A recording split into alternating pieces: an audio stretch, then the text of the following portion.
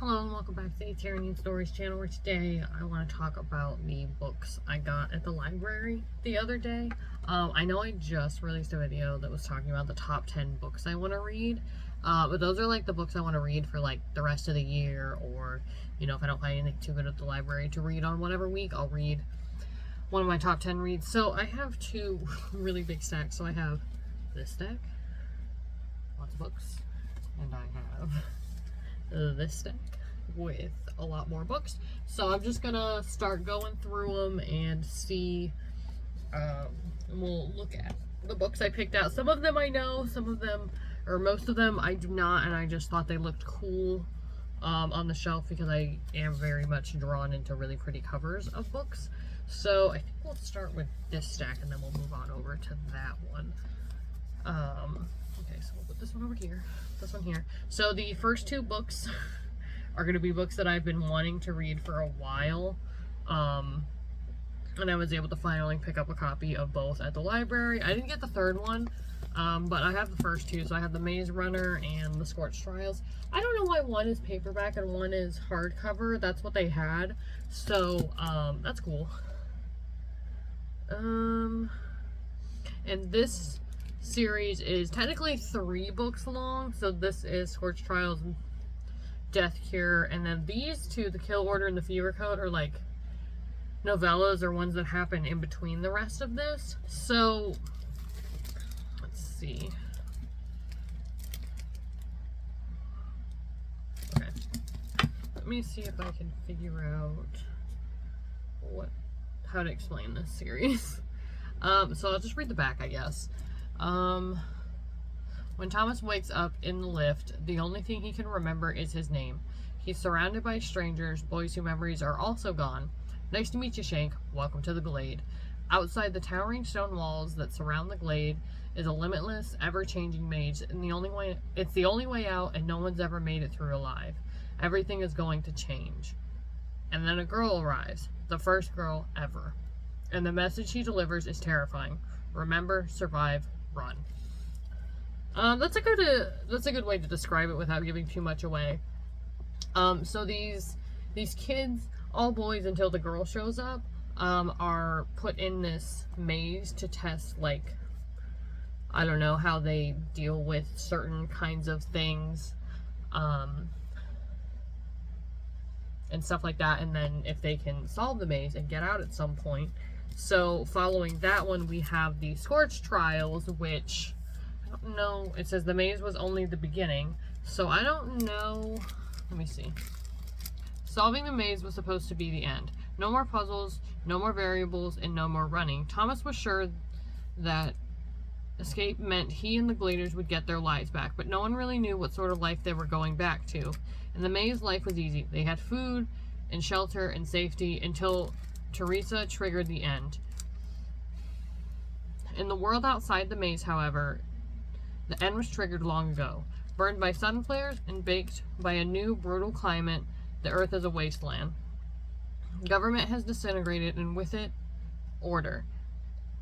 And now, cranks, people covered in festering wounds and driven to murderous insanity by infectious disease known as the flare, roam the crumbling cities hunting for their next victim and meal.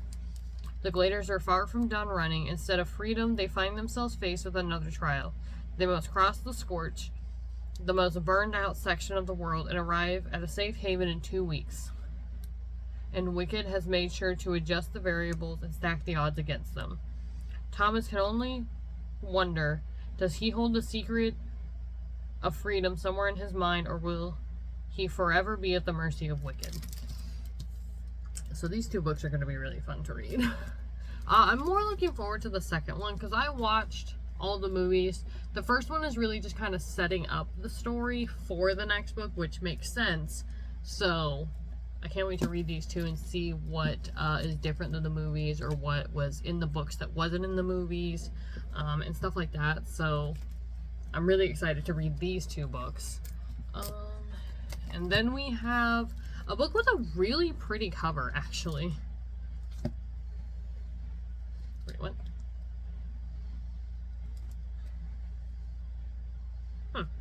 Interesting. So this next one is called Jester, and it looks so pretty. Like, look at the... That's really nice. That's actually kind of why I picked it up, and Alice in Wonderland themed. I do love Alice in Wonderland stuff. Look at the front of the... Oh my god, that's really pretty, actually. Wow. Are all the chapters like that, or are they all, like, different? They are! So, like, this one, in the middle, there's a heart on it. I wonder if it, like, goes between them, like it changes every chapter, maybe?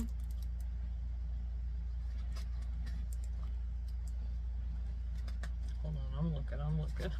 It does. That's so cool. Okay, so this one's called Jester. Looks like an Alice in Wonderland type thing. This one says, what happens in Oasis stays in Oasis.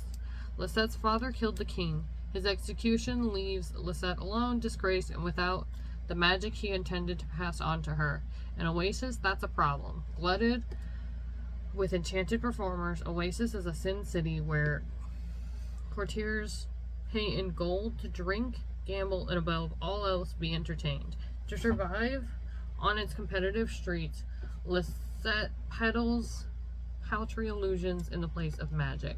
Desperate to prove herself, Lisette enters a deadly competition to be chosen as the highest ranked magician in the world, the Queen's Jester.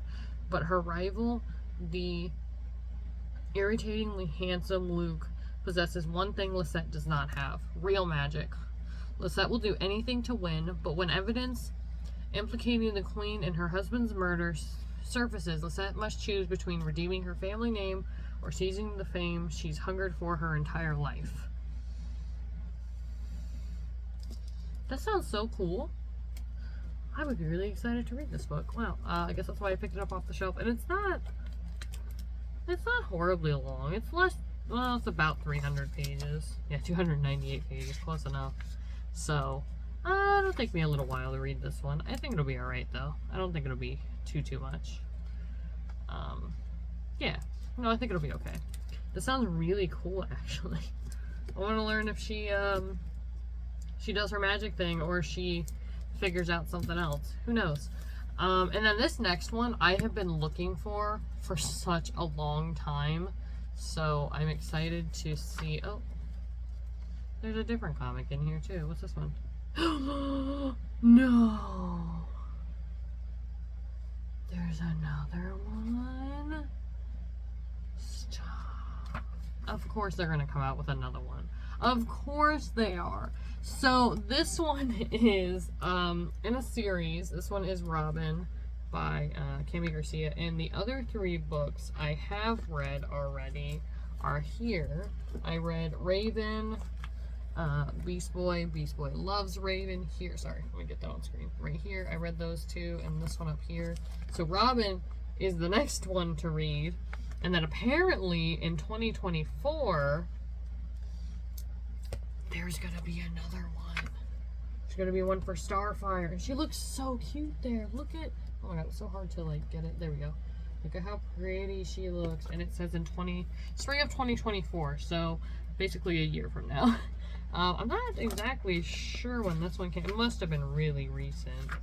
This one says 2023, yeah. So this one like just came out this year, and it just came to my library this month, actually. I think I must have gotten it at the beginning of the month because I've been looking for it and haven't found it. So, it's just kind of like a reimagined thing for Teen Titans, and each character's kind of like little backstory before we get like super into the story and have the character stories intertwined and stuff.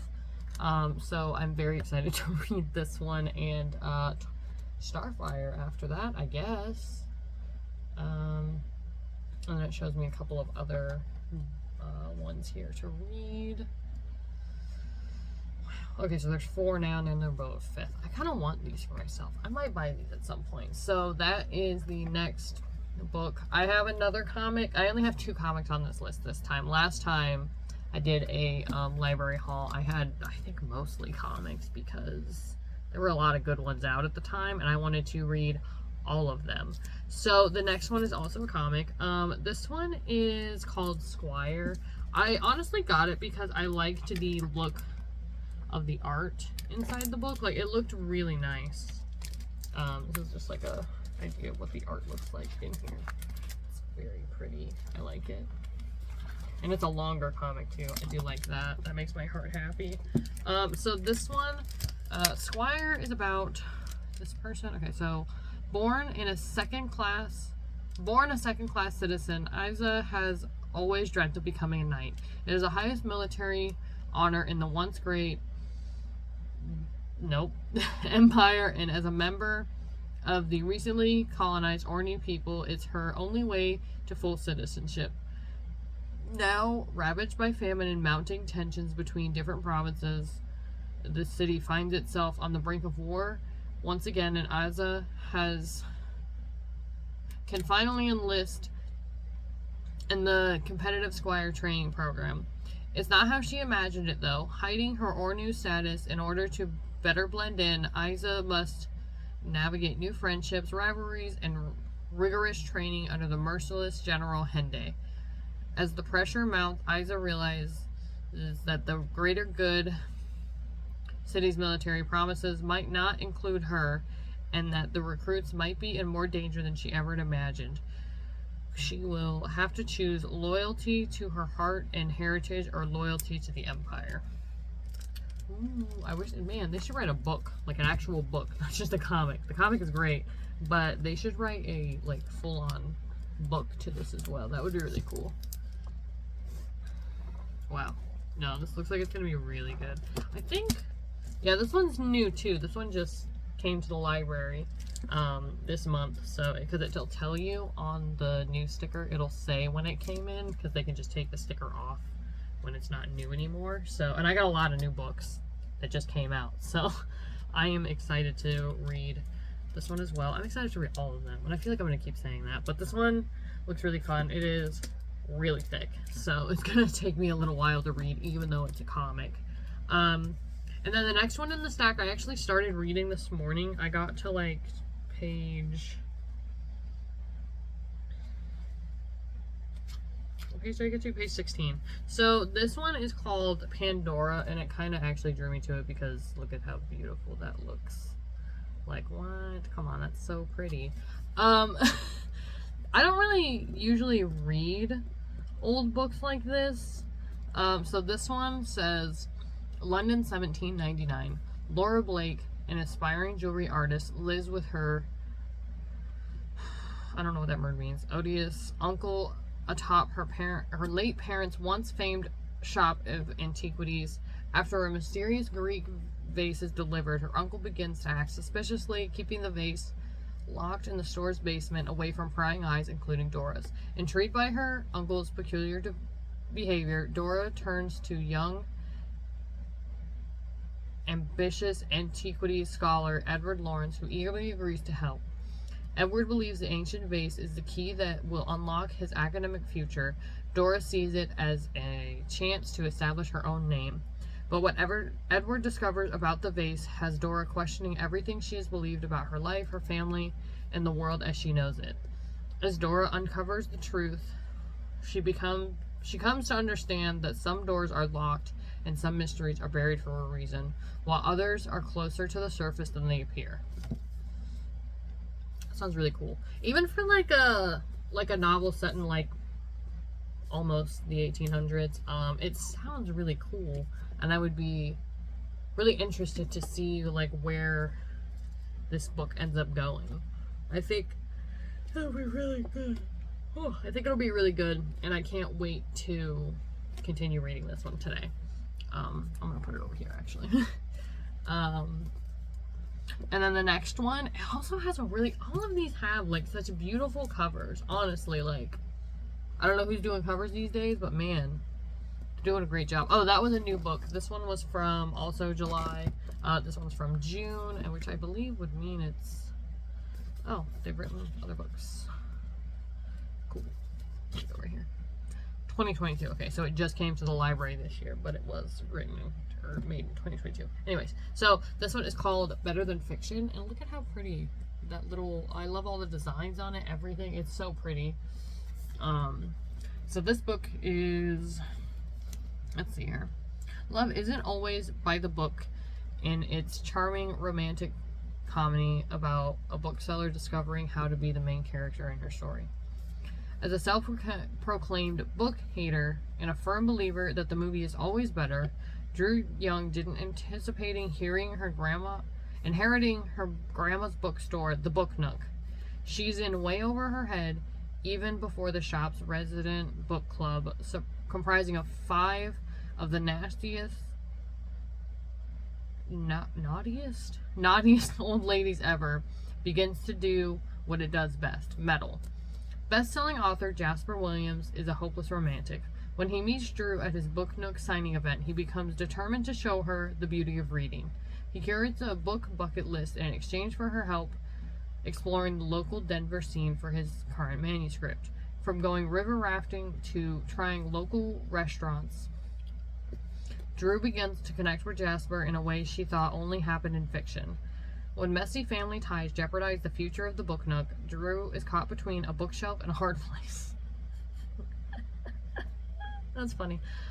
She's reminded that real life isn't always big dreams and sweeping romance, but Jasper is a plot twist she never saw coming, and he's writing a happily ever after just for them. So it is a romance then, which, I mean, I could have guessed from the cover here. But it looks like it's about someone who supposedly doesn't love reading, but learns to. And it's not that long. Well, it is kind of long, actually. It's like 300 and something pages, but whatever. I don't usually read romances, but I think I would definitely give this one a shot because it sounds more like an adventure and a romance, so I think this will be really interesting to read. Am I going to get through all these books this month? I have no idea, but I'm going to try. So, and it's starting with this one, and I still have 3 more on the list. So, and 2 of them are comics, so that does make me feel a little bit better, but like I said, we will see. I also need to read the Maze Runner books, because those ones are due back sooner than the others. And then I have a couple of, I think these are young adult books. I'm not sure. These are young adult for sure, but they are sci-fi fantasy. So this one is called Amari and the Night Brothers. I believe this is the first of the series. Yeah, and then there is a sequel, which I might have to read. I don't know. I don't know why that says something on it. This came out in 2021. Oh, each chapter has like a little picture on it. That's so fun. Let me see what some of these other ones look like. Oops.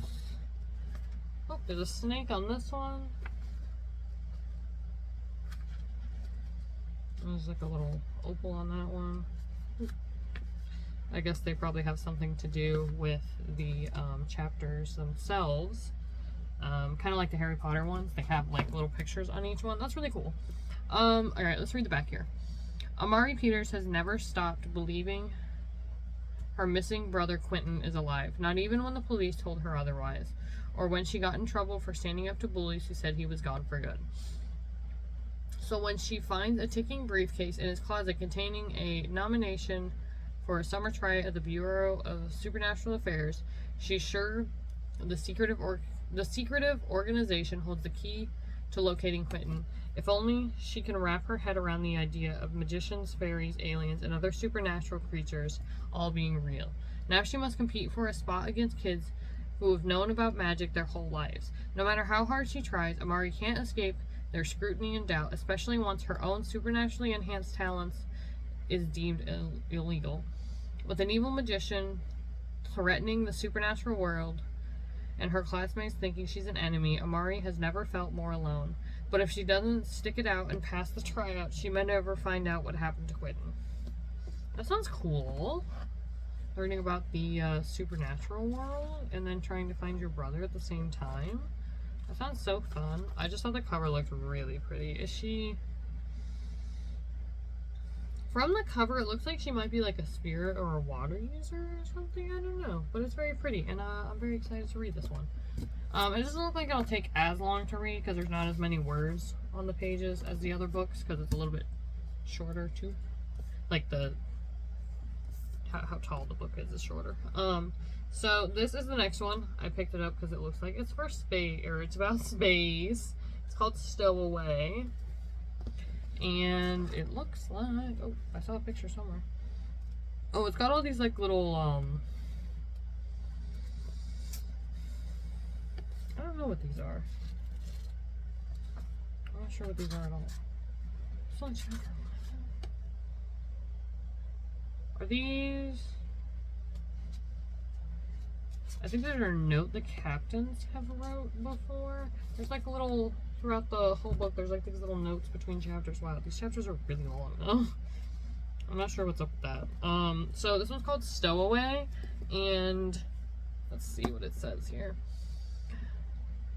When scientists discover a mysterious mineral buried in Earth's crust, they have no idea that it's the most valuable substance in the universe. It's not long before aliens show up to our little corner of the galaxy, offering us fabulous new technology and entry into their intergalactic coalition in exchange for this precious mineral. Something so precious that other aliens are willing to start a war over it. A war that soon makes its way to Earth. Leo knows this all too well. His mother was killed in the war, and his father decides it would be best for them to leave Earth behind. It's on this expedition that their ship is attacked. Leo's father is kidnapped, and Leo finds himself stowing away on a ship of mercenary space pirates bound for who knows where. Leo must decide who to trust as he tries to stay alive and save his family, even as he comes to understand that there aren't many people, human or alien, that he can count on in this brave new universe. Yeah, this definitely sounds like my kind of book. I'm so excited to read this. I can't wait to get into it. And this one is young adult as well. I don't know what else there is to say about it. It's kind of written in the same, like, there's not that many words on the page, so it shouldn't. I mean, it does look kind of long, but I don't think it's that bad. Oh, there's another one in the series. Of course there is. Okay. Cool. So this is another one I'm gonna read. And then the last one I picked up because it looks small. It's kind of thick, but like there's not that many words on a page at all. I can kill this book so fast. Like it's gonna be pretty easy to read. And then at the end, okay, so there's not that much, I guess. It's like 266 pages, but it's like that. So, all right, let's see. So this is a little novella. I think there's 3 stories in here. I believe there's 3 stories in here. Hold on, let me look. Yeah, so there's 3 different little short stories here, and they all have sections to them. And this came out in 2018. It goes to the Aragon series. It has been a year since, okay, Aragon departed Analasia in search of the perfect home to train a new generation of dragon riders. Now he is struggling with an endless sea of tasks, constructing a vast dragon hold, wrangling with supplies, guarding dragon eggs, and dealing with belligerent Urgles and haughty elves. When a vision from Eldunari, unexpected visitors, and an exciting Urgle legend offer a much-needed distraction and a new perspective. This volume features 3 original stories set in Analasia, interspersed with scenes from Aragon's own unfolding adventure, including an excerpt from the memoir of the unforgettable witch and fortune teller Angela the Herbalist, penned by Angela Paolini, the inspiration for the character herself.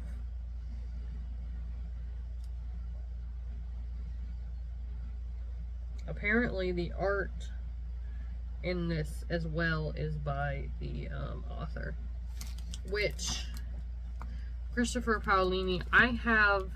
I read Elder Race, and then I also read I have To Sleep at a Sea Among Stars or something like that. It's on my top 10 books I want to read, and it's on my bookshelf. I just don't remember how it goes, but that's another book I want to read. But These are some short stories that go to the Aragon series, and I read them a long time ago when I was in middle school or high school. They're pretty good. I wish they made a better... The movie they made was okay. Like, it wasn't great. It wasn't terrible. But I wish they would have, like, made that better. Or, like, you know how everyone's remaking movies? I wish they would have remade that one better and then finished the series. The 4... You know, it'd be a 4-movie series because it's a 4-book series. This is another book series I want to have on my bookshelf. But, yeah, so I want to read these short stories that go to that universe. So, let's see if I can pick all these up. A very large stack of books I want to read for July, and it's already like July 6th or 7th or something. I don't know what day it is. But these are the books. Oh gosh, I can't even fit them in frame. These are all the books I want to read in July. Is that going to happen? Maybe not. I might read. I know I'm going to read the comics for sure, because those are always easy for me to read. It's just getting through all these books. I have no idea if I'm going to make it, but I'm certainly going to try. So we'll see how that goes. Like I said, I'm going to continue on with this book today, and then I'll probably start on some of the comics, and then I'll choose books from there to read. So let me know in the comments what some of your favorite books are, what books you're reading this month, what kind of new books you've seen lately, anything like that, and I'll see you guys in the next video. Bye!